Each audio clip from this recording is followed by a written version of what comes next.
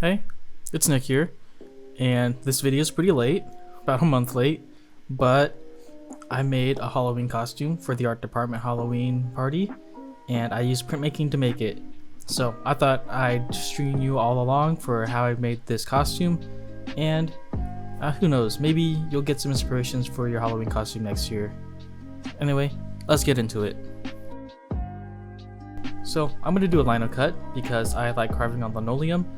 Although it would have been much easier just to carve like a 6-foot piece of wood, but since I don't have a 6-foot piece of linoleum, I do have 36 inches, and so I went ahead and got myself 2 pieces of that, and I'm going to try something new here.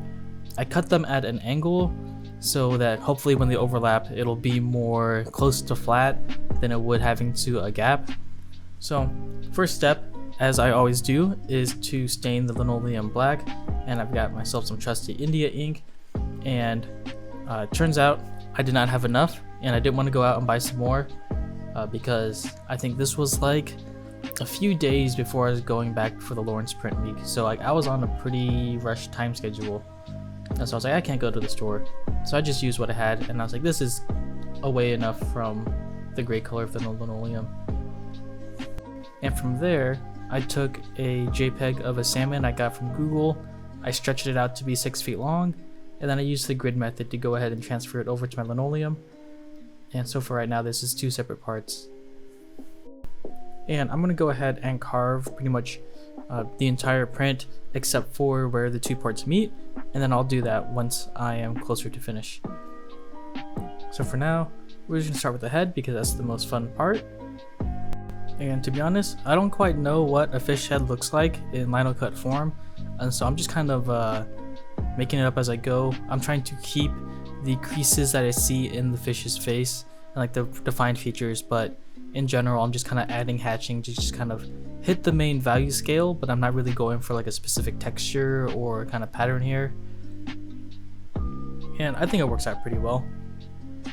Most of the mark making is kind of in that diagonal direction that my hand just kind of naturally works on, and my tip for if you have to like hatch like a large area, I like to kind of like do it in short little bursts. And so you can see here, I'm not trying to do like diagonal lines all the way down the fish. I'm just kind of like breaking it up into like little manageable sections of like 1 to 2 inches at a time. And I feel like those little breaks in the diagonals, I don't know, it adds a little bit of variety, and I think it works pretty well. And then, you know, usually I do this last, but I just really wanted to see what the fish's face would look like, and so I decided to carve out all this white space, and that's looking pretty fun to me. And of course I do have to clear all those peaks. Next up is the scales, and I don't really have experience carving scales, and so I just kind of drew them in, and then I just decided to do this hatching to where they would be like lighter at the bottom and then darker towards the top, and that way it kind of gives like a sense of like roundness to the fish. And so a lot of these scales I end up just like clearing out completely white that are on like the bottom of the belly of the fish, and then I do hatching towards the top. Lots and lots of hatching. I think there was over 1,000 scales on this fish, so that was a fun time. Afterwards, I went to Menards, got myself a big 6-inch wide piece of wood, which was going to be the press bed, and I decided, you know what, I'm just going to mount this to the piece of wood to make this easier and more reliable. And so I'm going to put it down here, and I'm going to cover the whole thing with packing tape so I don't like ruin the surface of the wood. I still want to use this wood for stuff when I'm done with it. You know, maybe I can use it for like frames or something, who knows. So yeah, I'm going to put the tape all over the surface of the wood, making sure that it doesn't overlap. I mean, I'm going to get it as close together as I can, but I don't really want it to overlap so it doesn't make any weird things with the pressure. Next up, I'm going to put some adhesive all over this packing tape surface. And so here I'm using the same thing I use for my screen printing kind of palette adhesive, which is kind of like a sticky surface that I can put on here. I'm just going to brush it on like glue, and then once it's kind of dry, it'll just be tacky, and I'm going to go ahead and stick on 1/2 of my lino cut, making sure that the back is kind of clean, and then I'm going to use some pressure to kind of securely mount it, and then I'm going to take the other half and just kind of securely overlap them just like a little bit over that, you know, that little diagonal I cut, and then stick it down very firmly. And then next up, I'm going to carve that interlocking area, and that way it'll give me a nice seamless kind of like a carving area. That way I don't have to worry about any weird transitions or registration between the two halves. Now's a good time to talk about paper. So I didn't want to spend a lot of money on a meme, so I went out to Hobby Lobby and bought just like a roll of like, what is it, poster paper. And then here I am measuring it to be the same size as my blog. And so my print's actually 5.5 inches instead of 6 inches wide. So I went ahead, marked just kind of like a 5.5 inch ring on this tube of paper and ran it through the bandsaw, and voila, I just kind of cut myself a smaller roll of paper. Easy as that. After all that was prepped, all that was left is to print. And so I went ahead and printed this. I used some Speedball Cannonball Black, which printed really nicely, but it actually took a really long time to dry. I wish I chose a different ink. But inked it up, and then I used 2 other presses on either side to help support the press bed, and I just kind of put it on there. I put another piece of paper on top of it, not so much as padding, but it helps the paper to not like slip from the matrix. And then I printed a bunch of them. I think I printed like 12, say like 18.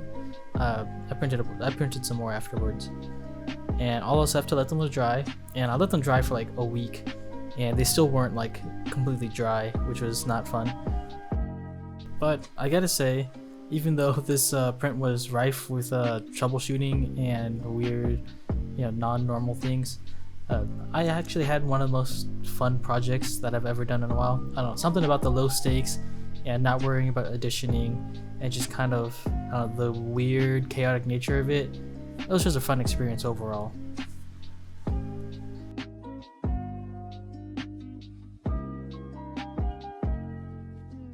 Afterwards, I made some smaller vinyl cuts, also keeping with the fish theme. And so here I did a little sardine in a can because a lot of people pointed out that my fish kind of looks like a sardine now. So I'll run with it this time. So let's take a little printing break and get with some building. So this entire build kind of revolves around these 2 things I got from the thrift shop. I got a bicycle helmet and a trench coat. And I really wanted like some like old used like football like shoulder pads, and I could build like a whole structure off of that. But the thrift stores that I visited here didn't have any of that. So I got a bicycle helmet for like $2 or $3, and this like trench coat for like $4. And that was just going to be my base for me. So here I'm attaching some dowel rods to this bicycle helmet, and it's going to be kind of like fake shoulders over here. That way I can kind of like make it look like the shoulders of this creature are like taller than me. Because every guy wants to be taller. So the shoulders for this guy is going to start at like my head height. And originally I was going to use like a whole bunch of dowel rods and make like a wire frame for this thing and then paper mache over that. But as you can see right here, this footage was actually taken on October 31st, and so I did not have much time to do that. So I decided to just take some cardboard, and we're going to use that for like the main body of the sculpture. So the dowel rods kind of really support most of the weight, and then this kind of cardboard is going to like be built around that. Cardboard and duct tape are my best friends here. And I'm going to cut off the corners of this cardboard to kind of make it more of a rounded shoulder shape here. Don't do this at home, very dangerous cutting, but I'm in a rush. I've got a Halloween party in a few hours. I gotta get this done. No need to measure twice and cut once. We're not measuring at all, and we're cutting many times. And now I'm gonna put this inside the trench coat, so it's gonna kind of go in where like the shoulders are and get a little bit of a look of like how this is gonna be. And you know what? It's starting to look like shoulders. Next up, we're going to fill out the arms, and so I'm just going to take some cardboard here and just kind of like roll it up so I can make like a tube-ish out of it, and then we're just going to tape this into a cylinder. And after putting that cylinder in the arm sleeve, I'm just going to kind of make like a duct tape like hinge for it to attach the 2 things, but the duct tape's going to be like, it's going to be a loose joint, that way the arm can kind of still move around. Yeah, once it's all together, those are some arms. They move around, they pivot, that's all I really need them to do. Now that I have this kind of like head hole figured out, I can make, the tube for the head. And so I'm just going to go ahead and take a piece of cardboard, and again I'm rolling it up, to make a tube, and then I'm just gonna kind of like stick it on there and guess how big that's gonna be. And thank goodness for the art department and all these students buying paper and stuff like that, so I always have these big cardboard boxes to pull out of the trash. And so I kind of drew like a fish face on the side of this cardboard tube, and now I'm just kind of cutting a slit for like the mouth and whatnot, and we're gonna like form this into like a vague fish head shape. And you know what? If you use your imagination a little bit, that kind of looks like a fish head. Now that I know what shape and size my fish head's gonna be, I can kind of dissect it, flatten it out, and then we're gonna kind of make a print that size. And so, a quick trip over to the drawing room, and one piece of paper later, we're gonna come back and do a monotype. And I haven't done a monotype in, I want to say like 6 or 7 years. It's been a long time. But anyway, if I'm still doing this right, I'm just gonna take this piece of plexiglass, sit over top of my cardboard as a kind of like layout, and then I'm just gonna ink up this whole thing nice and rich and black, and then we're gonna go ahead and kind of reductively wipe out the areas that I want, and mostly it's just gonna be like the eyes, and we're gonna do a few scales, and then we're gonna go ahead and run this through the printing press. And I'm going to put this on extra tight pressure because I don't want to have to do this again, running short on time again. And wouldn't you know it, it actually turned out much more opaque than I thought, which was a good thing, so it can match kind of like the rest of the lino cut look. A quick round of spray adhesive to kind of get this piece of paper nice and sticky, and then I'm going to attach it over to my piece of cardboard over here. And wouldn't you know it, it's starting to look like something. Now I just need to duct tape it to the body. And at this point, some of my friends have notified me that it looks like the realistic fish head from SpongeBob, but let's keep going. Next up are the arms, and so this is where the really long fish print's gonna come in handy. And so I got some scrap foam board, and I'm just gonna go ahead and glue this down to it. I'm using foam board because I kind of wanted to keep it like white with the paper. I don't want that cardboard brown kind of like show through this paper. It's a little transparent paper. I just glued it down on both sides, cut it out, and here I'm just gonna drill a hole into the side of like this like arm tube, and then I'm gonna shove a little bit of dowel rod in there, and that's gonna be kind of like a hinge. And to me, it kind of reminds me of Chainsaw Man, but with a fish, and I really like that.